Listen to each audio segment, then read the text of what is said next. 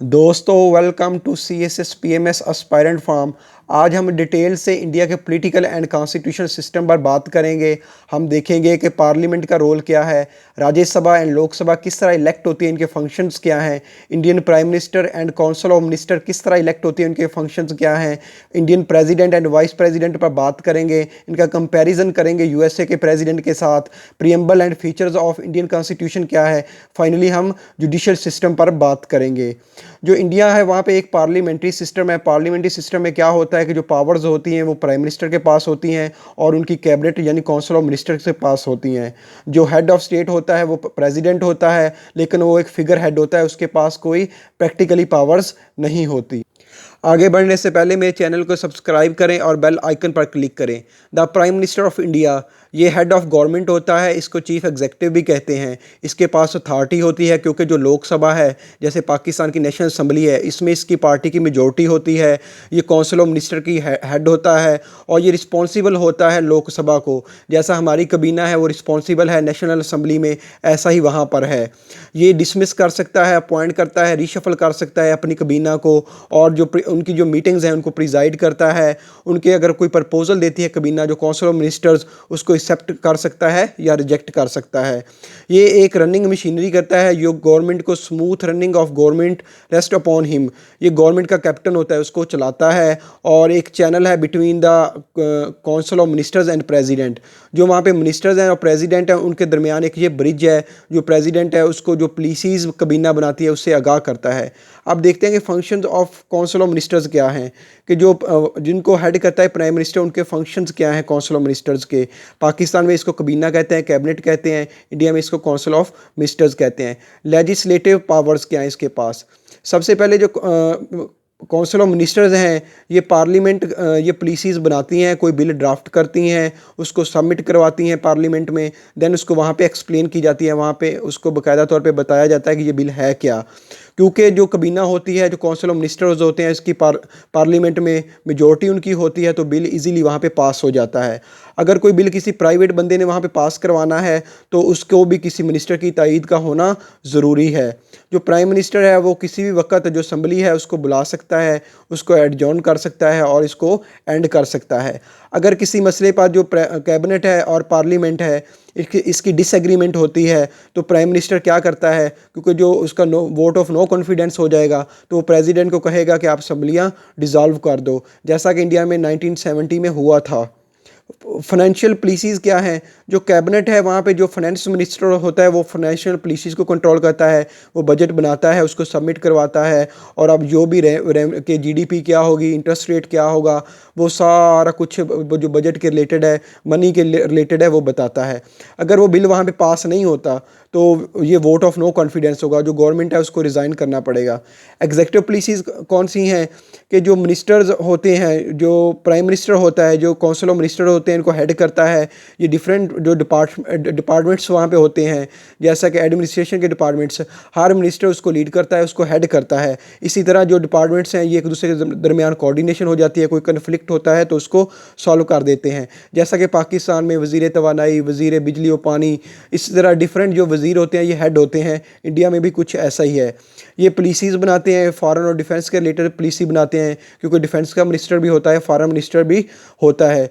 जो Indian president है उसके पास, जो इंडियन प्राइम मिनिस्टर है उसके पास पावर ज़्यादा है, क्योंकि उसको कॉन्स्टिट्यूशन पावर देता है। जो ब्रिटिश प्राइम मिनिस्टर्स हैं उसके पास कोई कॉन्स्टिट्यूशनल पावर्स नहीं है, उसके पास कन्वेंशंस के थ्रू पावर्स हैं। अब हम देखते हैं पोजीशन ऑफ प्राइम मिनिस्टर क्या है।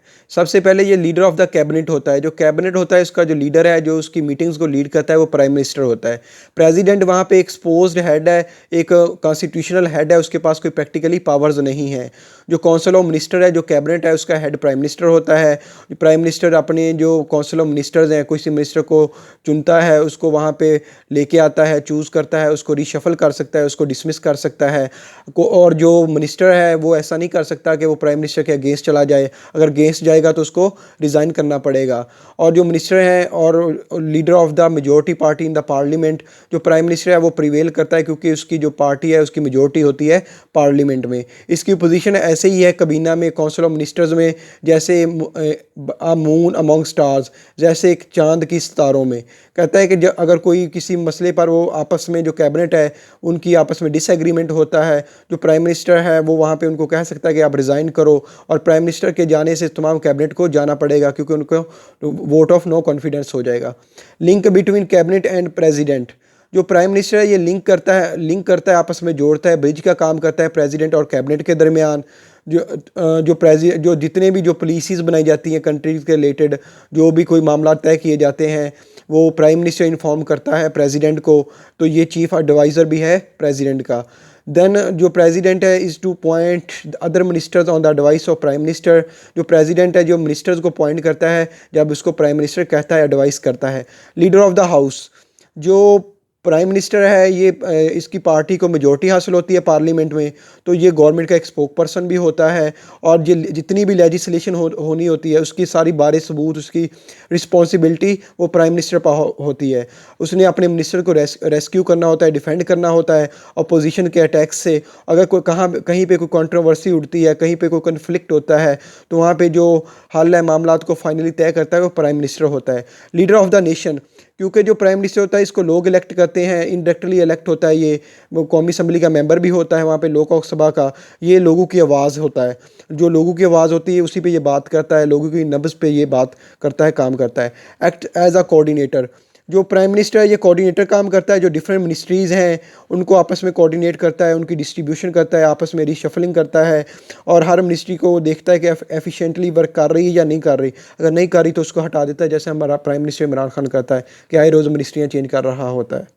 एज अ की स्टोन ऑफ कैबिनेट आर्क, जो प्राइम मिनिस्टर है वो कहता है कि ये जान है कैबिनेट की, अगर ये इसकी डेथ होगी तो अगर ये जाएगा तो सारी कैबिनेट जाएगी, पूरी गवर्नमेंट डिज़ाल्व हो जाएगी। अब हम देखते हैं काउंसिल ऑफ स्टेट्स या राज्यसभा, पाकिस्तान में इसे हम सेनेट कहते हैं, अपर हाउस कहते हैं, वहाँ पे इसको काउंसिल ऑफ स्टेट भी कहते हैं। तो ये जो पार्लियामेंट है वहाँ की वो बाई कैमरल है, हमारी भी बाई कैमरल है, यहाँ पे नेशनल असम्बली है और सेनेट है। तो वहाँ पे जो अपर हाउस है उसको राज्यसभा और लोअर हाउस को लोकसभा कहते हैं।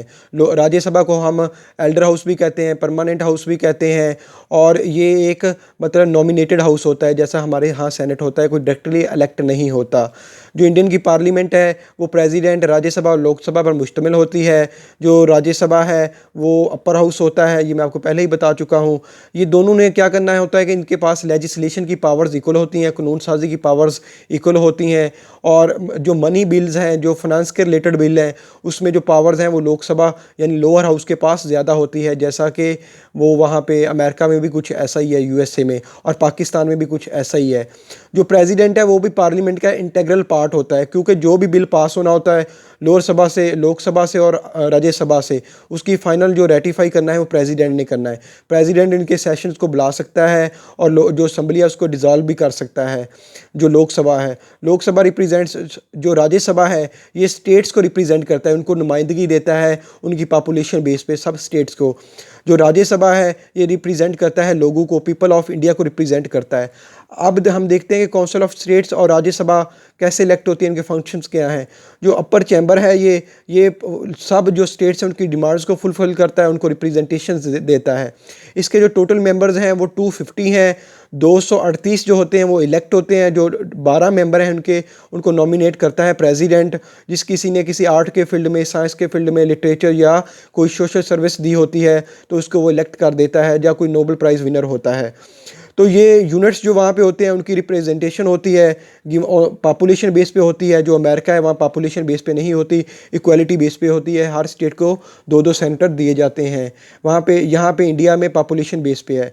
इलेक्शंस इसके कैसे होती हैं कि जो मेंबर्स होते हैं उनको नॉमिनेट कर देती है पार्टी राज्यसभा के लिए, देन वो इनडायरेक्टली इलेक्ट होते हैं। जो वहाँ की स्टेट्स हैं उनकी जो लेजिस्लेटिव असम्बलीज़ हैं वो इसको इलेक्ट करती है, वो इसको सेलेक्ट करती है। अगर किसी यूनियन टेरिटरीज़ हैं जो इंडिया में 8, वहाँ पे उनकी लेजिस्लेटिव असम्बलीज़ नहीं है तो वहाँ पे क्या होता है कि जो स्पेशल इलेक्टोरल कॉलेज वहाँ पे बनाया जाता है, जो वहाँ पे नुमाइंदे हैं लोकल बॉडीज़ के, जैसा कि दिल्ली वगैरह में, तो वो इसके नॉमिनेट करते हैं, इसको सेलेक्ट करते हैं जो राज्यसभा के मेंबर्स को।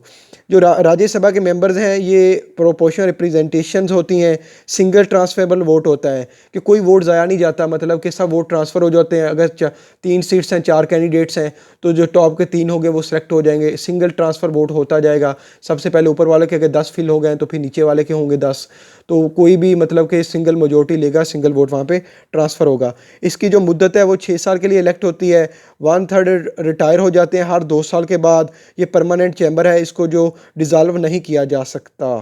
अब हम देखते हैं क्वालिफ़िकेशन क्या है कि इंडिया का सिटीज़न होना ज़रूरी है, उसकी उम्र 30 साल से ज़्यादा हो, जिस पर्सन ने भी राज्यसभा के मेंबर बनना है, फिज़िकली मेंटली फिट हो, कोई पागल ना हो, कोई कोर्ट ने इसको डिस्क्वालीफाई ना किया हो, क्रिमिनल ना हो। प्रिजाइडिंग ऑफिसर क्या है कि जो वाइस प्रेसिडेंट ऑफ इंडिया है ये इसका प्रिजाइडिंग चेयरमैन होता है। हमारे यहाँ तो बाकायदा चेयरमैन होता है ना, जैसे सादिक सिंह जिलानी है, तो वहाँ पे जो वाइस प्रेसिडेंट होता है वो इसका चेयरमैन होता है, काउंसिल ऑफ स्टेट्स का, राज्यसभा का। जो डिप्टी चेयरमैन होता है इसको ये खुद इलेक्ट करता है, जो अपने वोटिंग से। इफ़ काउंसिल स्टेट अगर मतलब कि ये नो कॉन्फिडेंस कर देते हैं अपने वाइस प्रेसिडेंट के ख़िलाफ़, उसके 2/3 मेजोरिटी से उसके खिलाफ मूवमेंट कोई आ जाती है, कोई मोशन आ जाती है, तो डिप्टी चेयरमैन जो होगा वो इसको प्रिजाइड करेगा। इसकी पावर्स क्या है, इसके पास इक्वल पावर्स हैं लेजिस्लेशन की पावर्स जो लोकसभा के पास, लोअर हाउस के पास है। लेकिन जितने भी finance related, money related bills हैं, वहाँ पे जो पावर्स लोकसभा के पास ज़्यादा हैं। ये फाइनेंस रिलेटेड, मनी रिलेटेड कोई भी बिल नहीं बना सकता। कोई भी लॉ उस वक्त तक लॉ नहीं बन सकता जब तक ये काउंसिल ऑफ स्टेट राज्यसभा से पास ना हो। ये वहाँ पे जो यूनियन एडमिनिस्ट्रेशन है ये उनसे कलेक्ट इंफॉर्मेशन ले सकता है, क्वेश्चन आंसर कर सकता है। ये पावरफुल, इतना पावरफुल नहीं है जितना अपर हाउस यूएसए का है। वहाँ पे जो हाउस ऑफ ना ही इतना कमज़ोर है कि जितना ब्रिटेन का है हाउस ऑफ लॉर्ड्स। ये एक मिडिल ऑर्डर में इसके पास पावर्स हैं। इसके पास अब लेजिस्लेचर की पावर्स कौन सी हैं कि इक्वल पावर्स हैं। अगर कोई आम कानून साजी होनी है तो इस जितनी लोकसभा के पास पावर्स हैं उतनी इसके पास पावर्स हैं। कोई भी बिल उस वक्त तक कानून नहीं बन सकता जब तक वो काउंसिल स्टेट से पास ना हो। अगर लोकसभा किसी बिल को एक्सेप्ट या रिजेक्ट करती है तो वो बिल डिसएग्रीमेंट हो जाती है, किसी जगह पे वो बात नहीं मानती लोकसभा की, तो जो प्रेसिडेंट है वो एक जॉइंट सेशन बुलाएगा। जॉइंट सेशन में जो होगा वो दोनों हाउसेस इकट्ठे होंगे, तो वहाँ पे जो लोकसभा है उसके नंबर ज़्यादा हैं तो वो बिल पास हो जाएगा, तो वहाँ पे जो लोकसभा की ताकत है वो ज़्यादा हो जाती है। अब कॉन्स्टिट्यूशन की इसके पास पावर क्या है, कॉन्स्टिट्यूशन अमेंडिंग की, कि कोई कॉन्स्टिट्यूशन अमेंडिंग की वो किसी भी हाउस से वो स्टार्ट कर सकते हैं। अमेंडिंग के तरमीम करनी है वो राज्यसभा से भी हो सकती है, लोकसभा से भी हो सकती है। दोनों हाउसेस से 2/3 मेजोरिटी से वो बिल का पास होना ज़रूरी है अगर अमेंडमेंट्स करनी है। इलेक्शन पावर्स क्या है कि जो प्रेसिडेंट है और वाइस प्रेसिडेंट है इनके इलेक्शंस के लिए जो राज्यसभा और लोकसभा दोनों वोटिंग करते हैं, और डिप्टी चेयरमैन अपना ये खुद सेलेक्ट करता है। और जब डिप्टी चेयरमैन जो होता है, जब वाइस प्रेसिडेंट नहीं होता तो इसको प्रिजाइड करता है, इसको लीड करता है। मैं आपको पहले ही बता चुका हूँ कि जो फाइनेंशियल पावर्स हैं वो लोकसभा के पास नहीं है, ये राज्यसभा के पास भी नहीं है। तो जो ये पावर है ये लोकसभा के पास है, वो उसने फाइनेंस बिल लेके आने होते हैं, और जब वो बिल पास कर लेती है तो वो चला जाता है राज्यसभा के पास। राज्यसभा 14 डेज़ के अंदर अंदर उसको एक्सेप्ट करना होता है या कोई रिकमेंडेशंस देनी होती हैं। अगर वो ऐसा नहीं करता तो बिल ऑटोमेटिकली पास हो जाएगा अगर उसे अपने पास रखती है। अगर कोई रिकमेंडेशन देती है तो ये लोकसभा की मर्ज़ी है कि वो उसको एक्सेप्ट करती है या रिजेक्ट करती है। अगर वो इसको ऐसा नहीं करती, जो प्रेसिडेंट है वो एक सेशन बुला लेगा, जॉइंट सेशन, तो उसमें ऑटोमेटिकली वो बिल पास हो जाएगा, क्योंकि जो लोकसभा है उसके पास मेजोरिटी है, तो कोई डेडलॉक नहीं होगा। जुडिशल पावर्स क्या है कि अगर प्रेसिडेंट वाइस प्रेसिडेंट की इम्पीचमेंट करनी है तो वो राज्यसभा या लोकसभा किसी में से भी स्टार्ट हो सकती है, और इस दोनों के पास इक्वल पावर्स हैं। और किसी जज सुप्रीम कोर्ट के रिमूव करना है तो वो भी किसी हाउस से स्टार्ट हो सकती है, दोनों को 2/3 मेजोरिटी से पास होना होता है। आप देखते हैं मिसलिनियस पावर्स इसके पास क्या है कि कोई नेशनल इंटरेस्ट के रिलेटेड पॉलिसीज़ बनानी है तो 2/3 मेजोरिटी से जो बिल को इनिशिएट कर सकती है।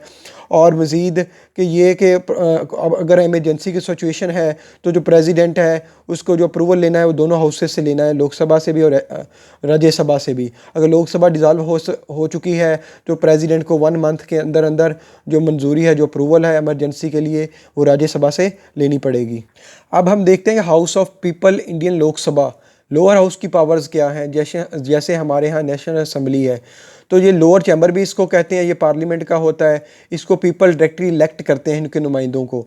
इनकी जो वहाँ पे मेंबरशिप है वो 545 है। ये 520 और 545 के दरमियान ही होते हैं। वहाँ पे जो 20 मेंबर्स हैं जो यूनियन टेरिटरीज़ हैं उनसे लिए जाते हैं, मतलब कि जैसे दिल्ली वगैरह है वो डायरेक्टली एडमिनिस्ट्रेशन के अंदर होते हैं, सेंट्रल गवर्नमेंट के अंडर होते हैं। अब इसके इलेक्शंस कैसे होते हैं कि जिनकी उम्र 18 साल से ज़्यादा है वो इसके लिए वोट देते हैं। सीक्रेट बैलेट होती है, जॉइंट इलेक्टोरेट होता है। जो वहाँ पे कास्ट हैं और ट्राइब्स हैं उनके लिए 10 सीटें मुख्तस कर दी गई हैं। और दो दो जो वहाँ पे नॉमिनेशंस हैं वो प्रेसिडेंट करता है। वो वहाँ पे एंग्लो इंडियंस के लिए, जो वहाँ पे गोरे इंडियंस हैं, तो उनके लिए 2 सीटें रिज़र्व होती हैं।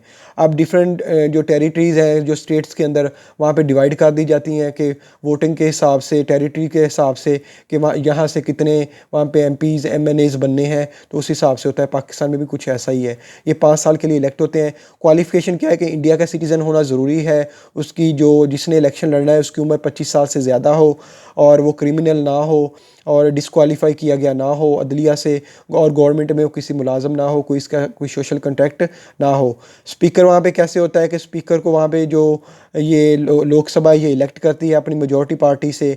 ये वहाँ पे डिसिप्लिन और डिस्कोरम को कायम करता है, ये लॉ एंड आर्डर मेंटेन करता है, और क्वेश्चन आंसर वहाँ पे एक माहौल प्रमोट करता है कि जो वोटिंग है, जो रिज़ल्ट्स हैं प्राइम मिनिस्टर के इलेक्शन के या अदर्स के, उनको अनाउंसमेंट करता है। अगर वहाँ पे इलेक्शन होते हैं, वहाँ पे वोट बराबर हो जाते हैं, इक्वल हो जाते हैं, तो देन जो स्पीकर है ये अपना वोट कास्ट करता है। ये लिंक ये जोड़ता है जो प्रेसिडेंट है और जो हाउस है उसको आपस में, ब्रिज का काम करता है। ये जॉइंट सीटिंग जब होती है तो उसको भी लीड करता है, प्रिजाइड करता है। ये मेजॉरिटी पार्टी से होता है।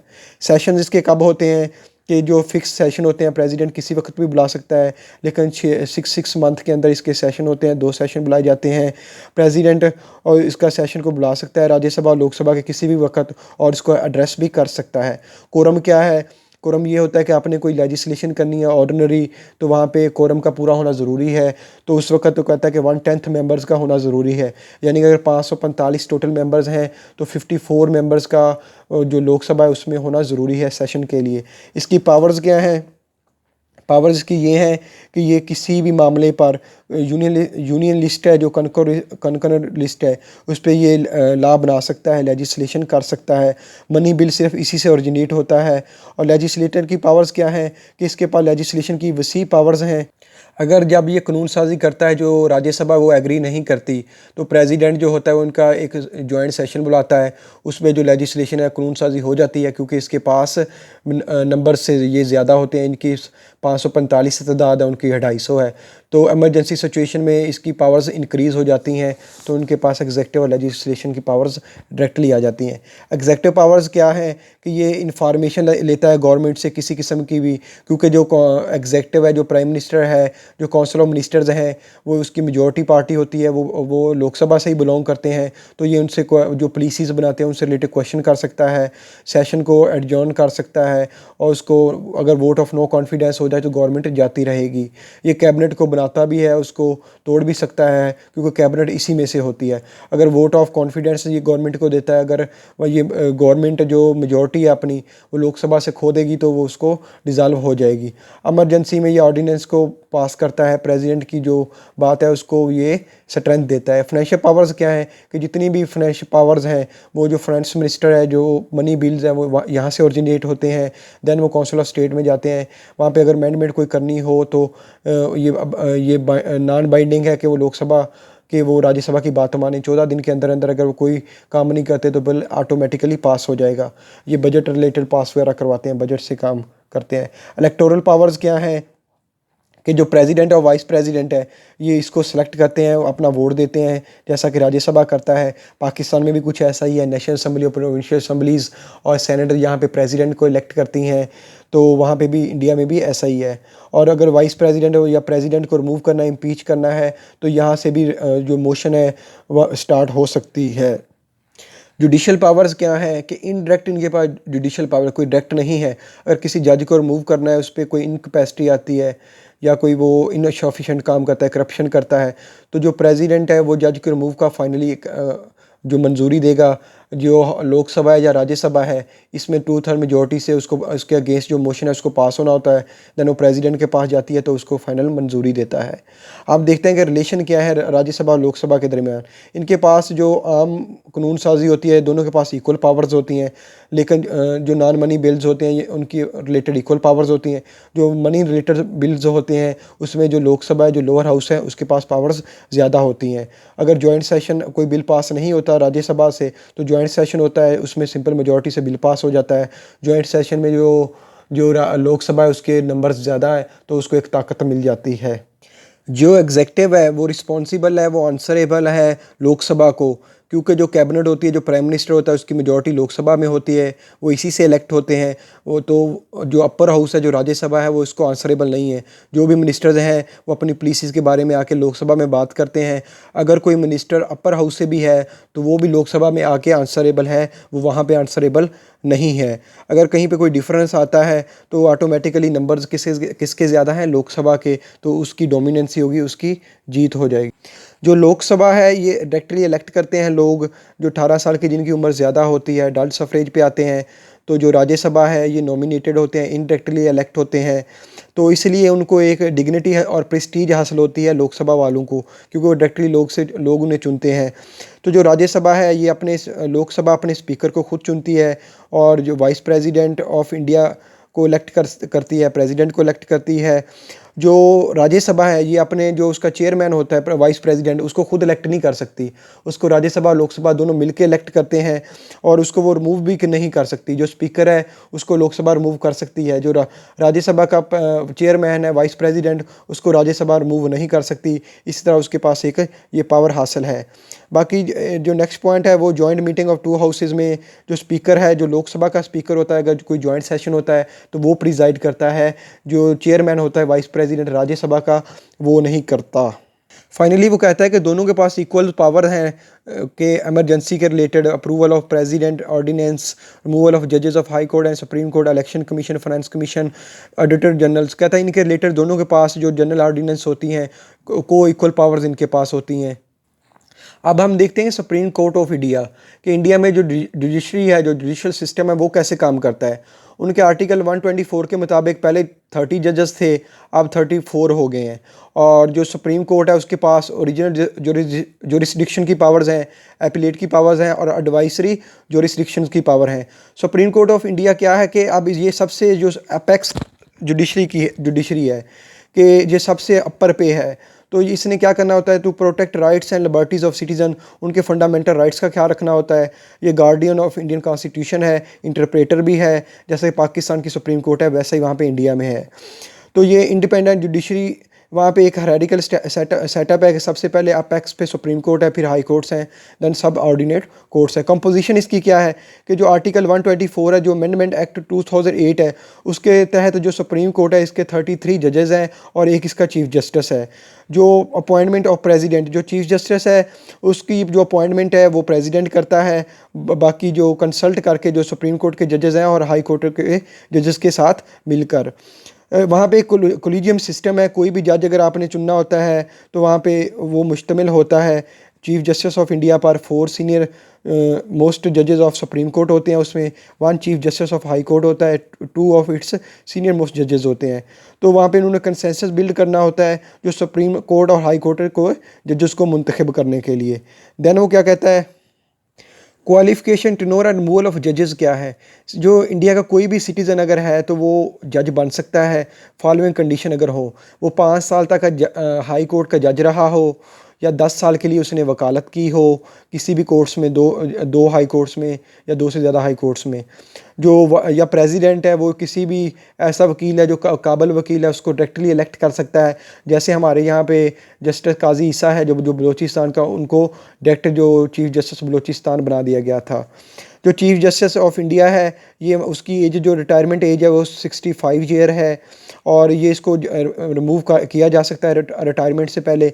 अपीचमेंट वहाँ पे हो जाती है। अगर अपीचमेंट अपर हाउस से स्टार्ट होनी है तो जो 50 मेंबर्स हैं वो साइन करके जो बिल है, जो मोशन है, उसको सेंड करेंगे। और अगर लोअर हाउस से करनी है तो 100 मेंबर्स उस मोशन को साइन करेंगे अपीचमेंट के लिए। जब वो साइन कर देंगे तो उसके पास वो स्पीकर उसको मंजूरी देगा कि इसको जाना चाहिए लोकसभा या राज्यसभा में जाना चाहिए या नहीं। अगर वो रिजेक्ट कर देगा तो रिजेक्ट हो जाएगी। 2/3 मेजोरिटी के बाद पास होने के बाद स्पीकर एक कमेटी बना देगा जिसमें 3 मेंबर्स होंगे। एक चीफ जस्टिस सुप्रीम कोर्ट का होगा, एक chief justice of high court होगा, एक कोई भी वन एमिनेंट ज्यूरिस्ट होगा। तो उसकी कमेटी की रिपोर्ट तैयार करने के बाद स्पेशल मेजोरिटी से फिर बिल पास होगा। देन उसकी फाइनल जो प्रेसिडेंट है वो उसकी रिमूवल के लिए ऑर्डर दे देगा। जो एग्जेक्टिव है उसके पास अगर कोई चीफ जस्टिस रिटायर है सुप्रीम कोर्ट से तो लीगल प्रैक्टिस नहीं कर सकता। उनकी जो रिस्ट्रिक्शन है सुप्रीम कोर्ट की, उनका आर्टिकल 141 137 देता है कि सुप्रीम कोर्ट जो भी लॉ बनाएगी बाकी जो कोर्ट्स हैं वो उसको फॉलो करेंगी। अब ओरिजिनल जो रिस्ट्रिक्शन क्या है, एब्सोल्यूट पावर इन ओरिजिनल जो रिस्ट्रिक्शन कि उसके पास पावर्स हैं, इसका मतलब है कि वो अपनी power supreme court exercise it's power between centre versus state conflict, inter state conflict, president and vice president election issues कि इससे रिलेटेड सुप्रीम कोर्ट की जो रिस्ट्रिक्शन है उसको माना जाएगा। ऐसी पावर्स जो अमेरिकन सुप्रीम कोर्ट है उसके पास नहीं है। ये सेंटर और स्टेट के दरमियान कन्फ्लिक्ट को सॉल्व करती है और उसको एंड करती है। 2 और मोर स्टेट्स, जो अगर कोई स्टेट्स के दरमियान वाटर डिस्प्यूट है, फाइनेंस कमीशन के रिलेटेड कोई मसला है, तो वो कमर्शियल प्रॉब्लम्स हैं, तो उस पर इसको कोई जुरिस्डिक्शन हासिल नहीं है। जो आर्टिकल 32 है वो कहता है कि जो फंडामेंटल राइट्स हैं सिटीजन्स के, उसको जो सुप्रीम कोर्ट है उसको इंश्योर करेगी, उसकी रिट है जो उनको मेंटेन करेगी, प्रोटेक्ट करेगी। अपीलेट जुरिस्डिक्शन क्या है कि अगर कोई भी person is not satisfied with lower court, कि अगर वो लोअर कोर्ट के फैसले से मुत्तफिक नहीं है, सेटिस्फाई नहीं है, तो वो किसी भी हायर कोर्ट में अपनी अपील के लिए जा सकता है। जो सुप्रीम कोर्ट है वो सबसे हाईएस्ट अपील वहाँ पे जो लोग कर सकते हैं, जो एंड है। कोई भी अगर प्रॉब्लम है कॉन्स्टिट्यूशनल मैटर्स में, सिविल मैटर्स में, क्रिमिनल मैटर्स में या कोई स्पेशल मैटर्स में, तो जो फाइनल अपील है अगर कोई निचले वाले कोर्ट से सेटिस्फाई नहीं है, लोअर कोर्ट से, हाई कोर्ट से, तो वो सुप्रीम कोर्ट जा सकता है। सुप्रीम कोर्ट के पास ये भी पावर है कि वो केसेस को ट्रांसफ़र कर सकती है अपने पास। मतलब हाई कोर्ट के पास केस चल रहा है और उसकी कोई इंटरेस्ट ऑफ जस्टिस है, स्पेशल इंटरेस्ट ऑफ जस्टिस है, तो उसे अपने पास वो ला सकती है। कोई हर जो स्टेट है वहाँ पे हाई कोर्ट जो होती हैं वो वहाँ पे अपील के लिए जा सकती हैं। अमेरिका में ऐसा नहीं है, वहाँ पे हाई कोर्ट ही जो स्टेट्स की हैं वो सबसे सुप्रीम कोर्ट्स हैं। एडवाइजरी और कंसल्टेटिव जो रिस्ट्रिक्शन, जो उनका आर्टिकल 143 है वो कहता है प्रेसिडेंट जो सुप्रीम कोर्ट है वहाँ पे जो public matters of public interest जो हैं, अगर कोई कन्फ्लिक्ट होता है, ट्रीटी एग्रीमेंट है, कोई एंगेजमेंट है, उससे रिलेटेड कोई इन्फॉर्मेशन चाहिए हो कि कॉन्स्टिट्यूशन क्या क्या कहता है, तो वो सुप्रीम कोर्ट से ले सकता है। और ये प्रेसिडेंट के लिए ये ज़रूरी नहीं होगा कि अगर जो भी बाद में उसको जो नसीहत देती है तो वो उसको बाइंडिंग है कि वो उसको मानना उसके लिए ज़रूरी है, वो उसको रिजेक्ट भी कर सकता है। Power to punish for contempt, अगर कोई वहाँ पे हत्या के अदलिया करता है, जजों की बेइज्जती करता है, उनके फैसले नहीं मानता, तो उसको 6 महीने की सज़ा होगी और 2000 तक जुर्माना हो सकता है कि जिससे किसी अदारे की इंस्टीट्यूशन की बदनामी का ख़तरा हो। जुडिशल रिव्यू क्या है कि वहाँ पे ऐसी जुडिशल रिव्यू की ताकत नहीं है कि जो अमेरिका के एक सुप्रीम कोर्ट के पास है। यहाँ पे जो फंडामेंटल राइट्स हैं सुप्रीम कोर्ट ने इंश्योर करने होते हैं। अगर कोई भी कानून साजी फंडामेंटल राइट्स के अगेंस्ट जाती है तो उसको नल एंड वाइड करार दे सकती है। जो सुप्रीम कोर्ट है इसने जो deciding authority regarding the election of president और वाइस प्रेसिडेंट, कि इसने जो प्रेसिडेंट और वाइस प्रेसिडेंट के इलेक्शन है उसको अरेंज करना होता है, उसको डिसाइड करना होता है। अगर यूपीएससी वहाँ पे जो कम्पिटिटिव एग्ज़ाम्स हैं उसमें कोई मिसकंडक्ट होता है उससे रिलेटेड इंक्वायरी करनी होती है, जुडिशल कमीशन वगैरह बन जाता है। कोई केसेस हैं उनको अगर विड्रा करना है तो एंड करना है तो ये भी कर सकती है। एड हॉक जजेस क्या हैं कि अगर चीफ जस्टिस कहता है कि जो जजेस की तादाद शॉर्टेज होगी या कमी है तो प्रेसिडेंट और चीफ जस्टिस मिल के जो हाई कोर्ट्स के हैं, सुप्रीम कोर्ट के हैं, तो वो वहाँ पे जज अपॉइंटमेंट कर सकते हैं सुप्रीम कोर्ट के लिए। अपॉइंटमेंट ऑफ रिटायर्ड जजेस ऑफ सुप्रीम कोर्ट और हाई कोर्ट के आर्टिकल 128 है कि जो उनके रिटायर्ड जजेस हैं उनको वो सुप्रीम कोर्ट का जज अगर ज़रूरत है तो लगा सकता है, जो वहाँ का chief justice of supreme court है। Appointment of acting chief justice, अगर आर्टिकल 26 कहता है कि चीफ जस्टिस छुट्टी पे है या कहीं पे गया हुआ है तो जो प्रेसिडेंट है वो किसी को भी जो चीफ जस्टिस और सुप्रीम कोर्ट बना सकता है। रिवाइजरी जो रिस्ट्रिक्शन कि कोई अगर आर्डर दे दिया है तो आर्टिकल 1 उनका 137 कहता है कि जो सुप्रीम कोर्ट है, जो चीफ जस्टिस है, उसके पास अथॉरिटी है कि वो अपने फैसले को रिवाइज़ कर सकता है, उसको चेंज कर सकता है। Supreme court as a court of record, इसके पास रिकॉर्ड होते हैं, जो भी डिसीजंस हुए होते हैं जिनके रिकॉर्ड को मेंटेन करती है फ्यूचर के लिए, ताकि उस बेस पे नेक्स्ट डिसीजंस हों। इंपॉर्टेंस क्या है जुडिशल रिव्यू की? एक तो ये होता है कि जो कॉन्स्टिट्यूशन है इसकी सुप्रीमेसी मेंटेन रहती है, कि कॉन्स्टिट्यूशन के अगेंस्ट कोई चीज़ नहीं होती। फेडरल इक्विलिब्रियम, जो स्टेट्स हैं, जो सेंटर है, उसके दरमियान एक मतवाजन कायम रहता है। फंडामेंटल राइट्स को प्रोटेक्ट किया जाता है। इंडियन में मिनॉरिटीज़ हैं, उनके राइट्स जुडिशरी प्रोटेक्ट करती है। फाइनली अब हम देखते हैं कि basic principle of Indian constitution क्या है, कि उनका द प्रीएम्बल क्या है, उनका कंपल्सरी पार्ट कौन सा है। वो कहते हैं कि India is sovereign socialist secular and democratic Republic होगा, जिसमें तमाम सिटीज़न के साथ जस्टिस, सोशल, इकोनॉमिक और पॉलिटिकल इक्वालिटी होगी। सबको जो थाट है, एक्सप्रेशन है, बिलीफ्स हैं, फेथ है, वर्शिप है, इक्वालिटी होगी। स्टेट अपॉर्चुनिटीज़ होंगी, डिस्क्रिमिनेशन वहाँ पे नहीं होगी। जो सॉवरेनिटी है वो अल्टीमेट लोगों के पास होगी। जो सॉवरन इंडिया है एक सॉवरन डेमोक्रेटिक रिपब्लिक होगा। ये उनका प्रीएम्बल में शामिल सब चीज़ें हैं। रिपब्लिकन डेमोक्रेसी के डेमोक्रेटिक रिपब्लिक है, और जो पावर्स हैं, लोगों की पावर्स, वो फाइनली एक्सरसाइज करते हैं उनके इलेक्टेड रिप्रेजेंटेटिव्स, जो प्रेसिडेंट होता है, वाइस प्रेसिडेंट होता है, प्राइम मिनिस्टर होता है और मिनिस्टर्स होते हैं। जो उनके प्रेम्बल में नेक्स्ट चीज़ें इंक्लूड हैं वो है पॉलिटिकल जस्टिस। पॉलिटिकल इंजस्टिस ये है कि सबको इक्वल पॉलिटिकल राइट्स होंगे, राइट ऑफ वोट होगा, वो इलेक्शन लड़ सकते हैं, वो नॉमिनेट हो सकते हैं। इकोनॉमिक जस्टिस क्या होगा? इकोनॉमिक जस्टिस ये होगा कि तमाम सिटीजन्स को livelihood, ownership, production, equal pay of equal work, जो उनको रिसोर्सेज हैं, जो बेसिक नीड्स हैं, वो सबको इक्वल अपॉर्चुनिटीज़ हासिल होगी, किसी को एक्सप्लॉइट नहीं किया जाएगा। जो नेक्स्ट प्रीएम्बल है, जो फीचर है, वो है सोशल जस्टिस, कि सोशल जस्टिस कायम किया जाएगा, इक्वालिटी होगी, लिबर्टी होगी, फ्रेटर्निटी होगी। जो अनटचेबल, जो वहाँ पे अनटचेबल लोग हैं, छूत है, उनको अबॉलिश कर दिया जाएगा, मिनॉरिटी के साथ अच्छा सलूक किया जाएगा। लिबर्टी होगी कि थाट होगा, एक्सप्रेशन होगा, बिलीफ और फेथ, वर्शिप, के तमाम लोग अपनी बातों में, अपने ख्यालात में, अपनी सोचों में आज़ाद होंगे। इक्वालिटी होगी, डिस्क्रिमिनेशन नहीं होगी, इक्वल अपॉर्चुनिटीज़ होंगी, सबका स्टेटस इक्वल होगा, तमाम लोग इक्वल सिटीज़न होंगे। कास्ट बेस पे, रिलीजन बेस पे, रेस और प्लेस ऑफ बर्थ बेस पे किसी के साथ भी डिस्क्रिमिनेशन नहीं होगी। ऐसा होता नहीं है। मोदी की गवर्नमेंट ने मुसलमानों के साथ और कश्मीरीज़ के साथ और सिखों के साथ काफ़ी कुछ बुरा किया है, तो ये इनके कॉन्स्टिट्यूशन के अगेंस्ट है। फ्रेटर्निटी होगी कि तमाम सिटीज़न को इक्वल राइट्स दिए जाएंगे। सोशलिज्म होगा कि वेलफेयर एक स्टेट्स बनाना है। सेकुलरिज्म है कि कोई मज़हब सरकारी मज़हब नहीं होगा, डिस्क्रिमिनेशन नहीं होगी, सब इक्वल होंगे और मज़हब बेस पे कोई भी चीज़ अलहदा नहीं होगी। नेशनल पीस को प्रमोट किया जाएगा। अब फीचर्स क्या हैं? ये एक रिजिड और फ्लेक्सिबल कॉन्स्टिट्यूशन है। इसकी एक मतलब के दरमियान में है, जैसे अमेरिका का रिजिड है और जो ब्रिटेन का फ्लेक्सिबल है। पार्लियामेंट्री सिस्टम ऑफ गवर्नमेंट है, जो पावर्स हैं वो प्राइम मिनिस्टर के पास होती हैं, काउंसिल ऑफ मिनिस्टर के पास होती हैं। ये वर्ल्ड का लॉन्गेस्ट कॉन्स्टिट्यूशन है, बाई कैमरल है, यहाँ पे यूनी कैमरल नहीं है, लोकसभा राज्यसभा है। 25 आर्टिकल्स हैं और 448 आर्टिकल्स हैं, 25 पार्ट्स हैं, 12 शेड्यूल्स हैं। ये सिंगल कॉन्स्टिट्यूशन है और ये इंडिया का कॉन्स्टिट्यूशन है। ये सोशलिस्ट है, सेकुलर है, डेमोक्रेटिक है और रिपब्लिक है। और इसके जो रिसोर्सेज हैं वो दुनिया के जो तमाम कॉन्स्टिट्यूशन, अच्छे कॉन्स्टिट्यूशन हैं, जो अच्छी बातें हैं वो वहाँ से ले ली गई हैं। पार्लियामेंट्री फॉर्म ऑफ डेमोक्रेसी है, फंडामेंटल राइट्स को इंश्योर किया जाएगा। सिंगल सिटीजनशिप होगी, अमेरिका की तरह डुअल सिटीजनशिप नहीं होगी।